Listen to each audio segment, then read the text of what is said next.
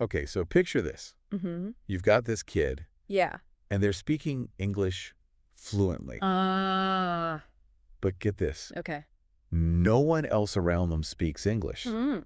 like at all. That's interesting. Right. It's kind of like they've got this Like a secret code. secret language. Yeah. A secret code they figured out all on their own. Exactly. And today, No. we're going to help you crack that code Awesome. for your own kids. Love it. Even Fair if, enough. you know, you don't speak English at home or anything, Mhm. or live in an English-speaking community. Yeah, I mean, that's a challenge a lot of parents are facing these days. Yeah, it is. Trying to. You know. But the good news is there are some, like, really cool ways to do this. Oh, absolutely. There are some really creative and effective approaches you can use. Yeah, and we're talking about, like, fun games you can play. Love it. And, like, tech and stuff to help. You know? Yeah. Get your kids speaking English. Make it fun. And like, wow, right. This is a big one. It's like a whole mindset shift that you have to make. That's key. So our sources keep talking about turning your home into an English haven. An English haven. Yeah, what does that actually look like? Yeah, what does that look like in real life? Yeah, I'm thinking like, you know, English ivy growing on the walls and like tea and crumpets everywhere. Not quite.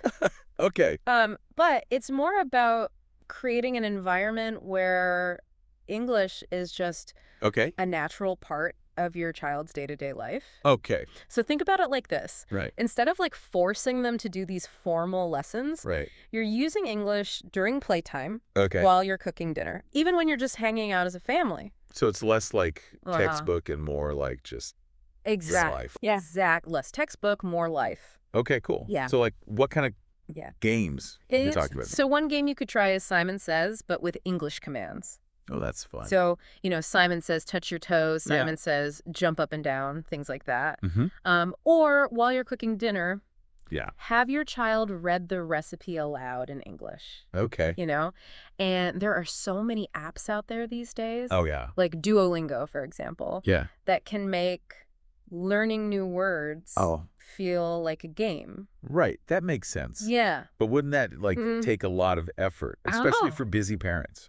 It can, but you definitely don't have to be speaking English 24/7. Okay. It's more about just finding those natural opportunities throughout the day and making them fun. Okay. And remember, even small, consistent steps can make a really big difference over time. That's true. Yeah. Okay, so we've talked about games and tech. What about this mindset shift thing? What's the mindset shift is important. Yeah, what's the secret? Well, it's all about moving away from this idea of like forcing your child to learn English. Right. We don't want to do that. Yeah. We want to nurture their curiosity and their love for the language. Okay. You know, kids are naturally drawn to things that are fun and engaging. For sure. So how do we make English feel like that? Right. Not a chore. Yeah. How do you? Well, one idea is to have a weekly English night. Oh, that's cool. Yeah, where everyone in the family participates. Love it.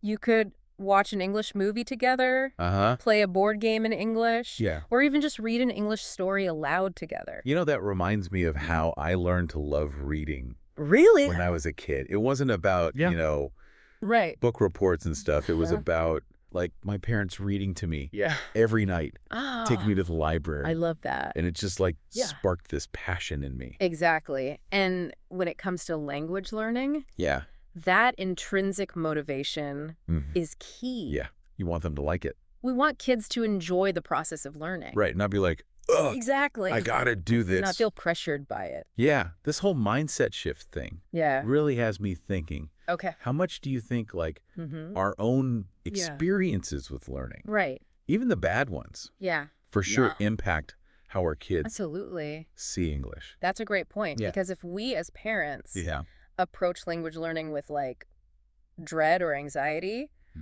our children are going to pick up on that. Right. But if we show them that learning can be fun and rewarding, it can completely change their perspective. Totally. Yeah. Yeah. So I guess the takeaway here is like, ditch the flashcards. Ditch the flashcards. And the pressure. And the pressure. And just make English a fun part of family life. Absolutely. Make it a natural and fun part of your everyday life. Yeah, for sure. And as you start creating your own English haven, think about your own journey with language. What worked for you when you were learning? What didn't work? What lessons can you pass on to your child to help them develop a genuine love for language? That's a good point. You know, it's a journey you can take together. I love that. Yeah. Awesome. Have fun with it. Thanks. All right. That's it for this. Okay. Deep dive. Sounds good. See ya. See you later.